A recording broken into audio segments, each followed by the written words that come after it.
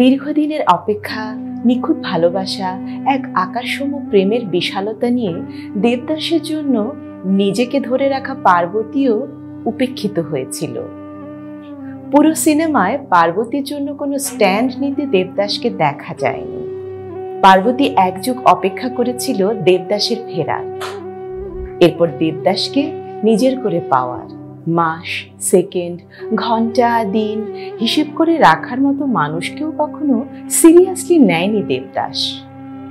রাতের অন্ধকারে দেবদাসের সাথে দেখা করে নিজের গায়ে কলঙ্কও মেখেছিল পার্বতী।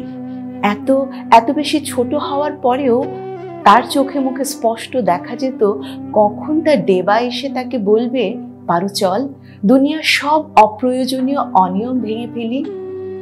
কিন্তু না, দেবদাস কোনো নিয়ম ভাঙেনি। শেষ পর্যন্ত পারোকে অন্যের হাতে তুলে দিয়েছিল, তবে ভুলতেও দেয়নি।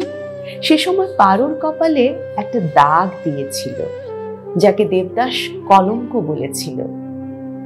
পার্বতীকে ভালোবাসার দাবি করত, আবার পার্বতীর রূপ সহ্য হয়নি তার। নিজে হাত ধরে পার্বতীকে অন্য পুরুষের হাতে দিয়ে এসেছিল। এরপর চন্দ্রমুখীর সাথে তার দেখা হয়েছিল, কিন্তু সে চন্দ্রমুখীর জীবনও নষ্ট করেছে। অবলীলায় চন্দ্রমুখীকে ছেড়ে চলে এসেছিল।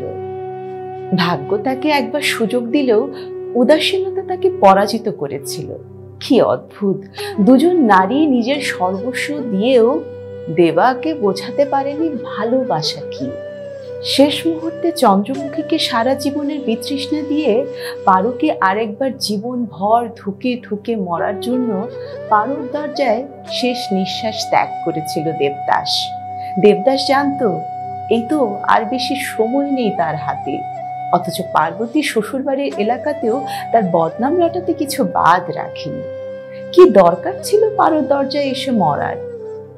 যে পারোকে ভালোবাসা দিতে পারেনি, সে পারোর প্রত্যেকটি মুহূর্তে কলঙ্ক আর অপমান ঠিকই দিয়ে গেছে।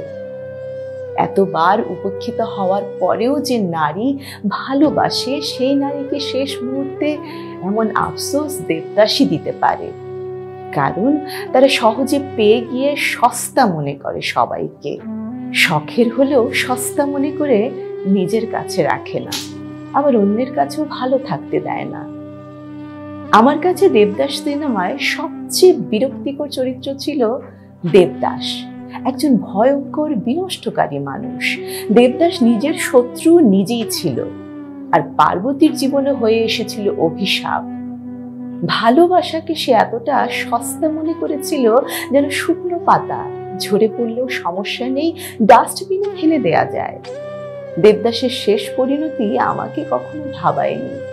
আমাকে ভাবিয়েছে পার্বতীর প্রগাঢ় ভালোবাসা, চন্দ্রমুখীর এক বুক সাধনা।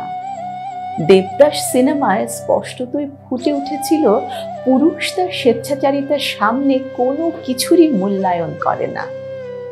কেয়ারলেস পুরুষ তোমাকে বদনাম দেবে, সম্মান না।